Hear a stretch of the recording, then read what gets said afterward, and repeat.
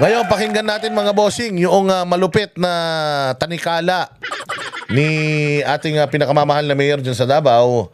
Oo, yung kanyang speech kahapon. Yung balita dyan sa sa Davao, pakinggan. Pero parang mas marami yung mas maganda yung isa. Wait lang Meron mas maganda ako isang balita dyan Oh, ayan. Ito.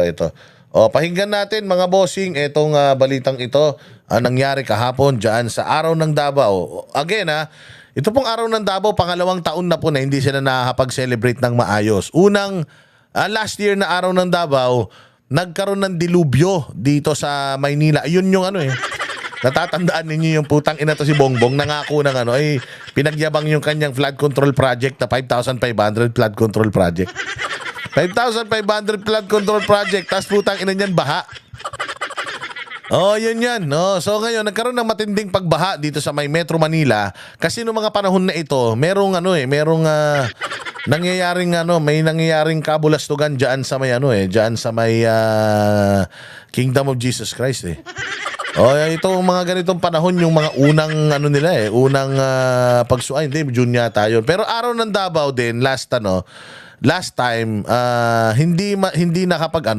hindi nakapag celebrate ang Davao City kasi usually pagka ganyan daw Araw ng Davao meron yan mga lechon papakain yan papakain para sa taong bayan pero nung nakaraang taon hindi nga kasi nga lahat nung pera ng ng Davao ibinigay dito sa Metro Manila. Padala sila ng ayuda dito sa Metro Manila kasi maraming binaha dito.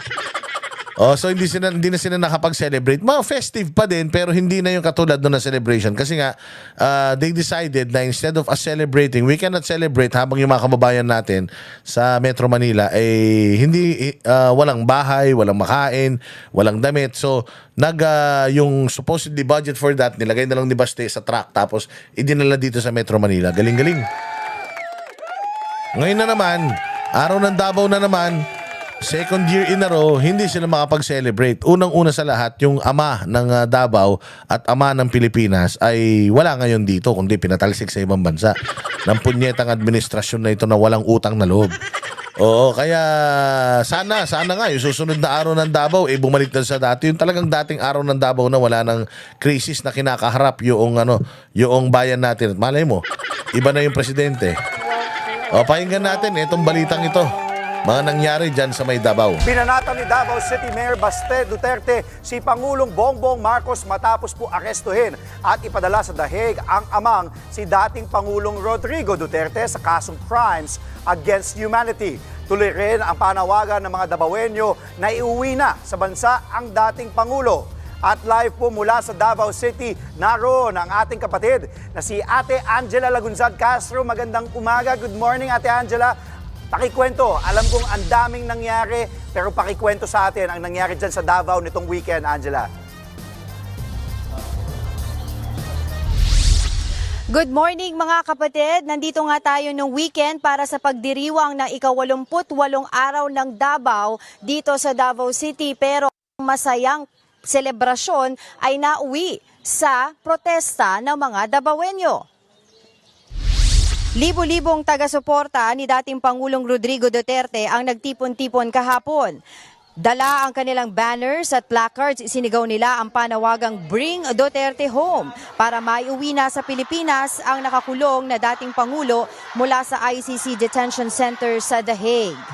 Lalong lumakas ang sigaw ng mga Davaoenyo nang magsalita si Davao City Mayor Baste Duterte.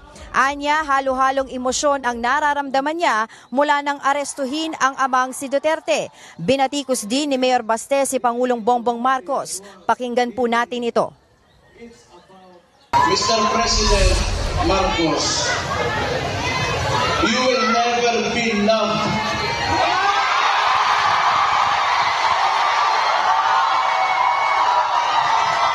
Especially to us who are calling out Rodi Duterte's name, you will never be loved, Mr.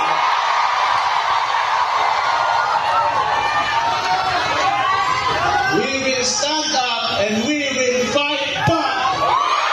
Aside, you're not being loved by the people. All you have is a government's resources and your turn. Beyond that, you are nothing.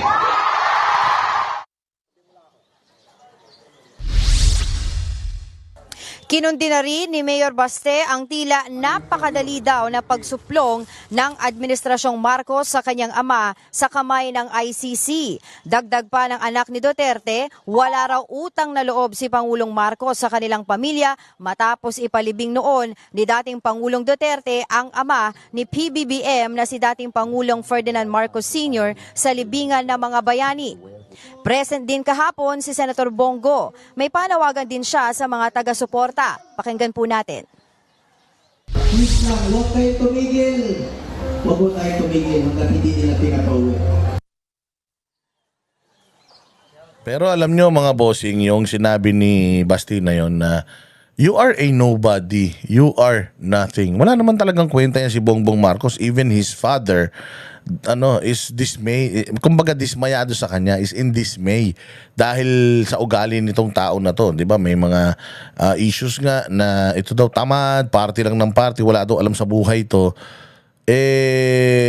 Talagang this person is a nobody. Nagkataon lang na Marcos ang putang ina. Oo, kaya ngayon, sabi ko nga, mas lalo pa niyang pinabaho ang pangalan ng mga Marcos. Mabaho na pangalan ng Marcos eh. Pinaganda na yan, pinabango na yan ni Pangulong Duterte. Tapos, pinabaho niya ulit. Tangina kasi nga talagang mabaho itong pamilyang ito. Walang ibang wala nang ibang itong pangalang Marcos noon, proud na proud kami Marcos. Pero ngayon, putang ina, kahihiya mo na kahit na hindi mo kalahi ito, kahit na nadamay lang yung apelyido nyo. Puta ina, kaawa-awa ka kasi basta ito apelyido mo, puta ina, nakadikit ka na sa pangalan nila ng mga bulok. Kaya nga, hindi ka talaga mahal ng Pilipino, and ang respeto ng Pilipino ay kailanman hindi mo makukuha. Respect is given. Hindi yan nabibili. So kahit gaano karaming pera mo, kahit gaano kataas ang tingin mo sa sarili mo, hindi kayo respeto ng mga Pilipino, at mahal lang kayo ngayon ng mga nasa paligid nyo dahil nakikinabang sila sa inyo. And by the time comes na wala na kayo sa kapangyarihan and you are again a nobody, sigurado ako na mamamatay kayo ng kayo-kayo lang.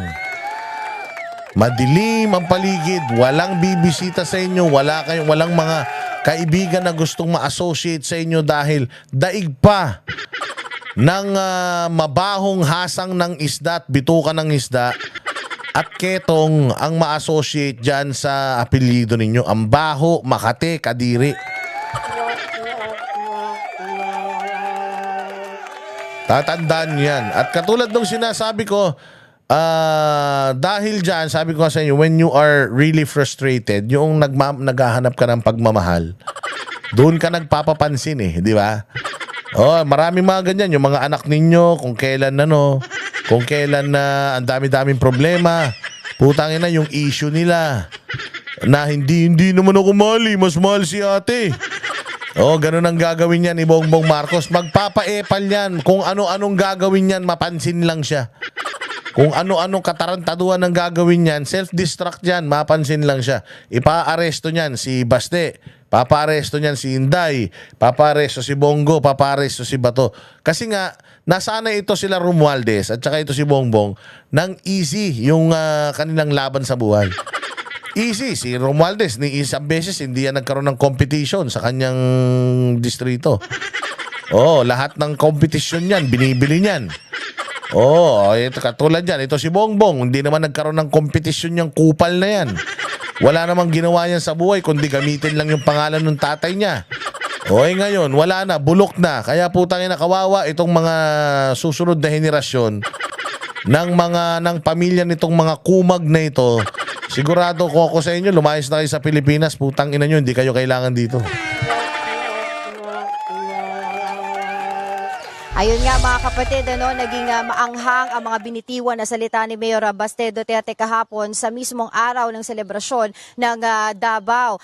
Libo-libo mga supporters nga nakita natin doon at dinaluhan ito ng 415 contingent. No? Napansin natin na karamihan sa mga dumalo sa pagdiriwang ng araw ng Davao ay nakasuot ng itim bilang protesta nga sa pag-aresto kay Pangulong Rodrigo Duterte. As I've mentioned kanina, mahigit 400 contingents ang nakilahok sa parada na binubuo ng iba't ibang sektor. Mula dito sa Davao, balik muna dyan sa inyo sa studio. Maraming salamat, Tita Angela. At mamaya babalikan ka namin dyan sa Davao. Kasama pa rin natin live mula sa Davao ang ating Hindi ba? morning ate, Palakpakan Angela natin. Lagunzad. Oh. So, sinabi din ni Bongbong Marcos diyan na putang ina mo, wala kang utang na loob. Matapos yung airpods mong ulol, di ba matapos yung tatay mo na ipalibing ng tatay ko. Oh, putya ka, inano mo. Oh, ipinagkanuno mo. Yung tatay mo pinalibing ng tatay ko, tapos yung tatay ko pinakulong mo. Putang ina mo, gano'n. Kami ang boses ng masa, hindi natatakot. Katotohanan lang, di kami nalulunod. Walang bahid ng sismis, lahat ay totoo. Kahit sino ka pa, pag mali ka babanatan ka. Walang pinipili kulay, wala kaming kinikilingan. Basta para sa bayan, kami lalaban. Pag tama palakpakan, pag mali banatan. Di matitinag, di matatakot, para sa bayan tuloy ang sigaw. Sa harap ng kamera, walang halong takot. Mga baluktot, lahat kayo'y tutumba. Ang hustisya at totoo, yun lang ang mahalaga. Kahit sinong harang, di kami matitinag. Walang pinipiling kulay, wala kaming kinikilingan. Basta para sa bayan, kami lalaban. Pag tama palakpakan, pag mali banatan. Di matitinag, di matatakot, para sa bayan tuloy ang sigaw. Kung nasa tama ka, ikaw ay aming kasama. Pero pag mali ka, handa ka na bang mabasag? Banateros kami, walang inuunan. Dahil bayan muna, bago ang sarili.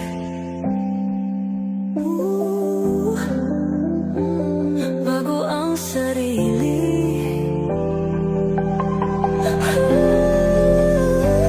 Pag tama palakpakan, pag mali banatan. Banateros ang sigaw, katotohanan ang laban.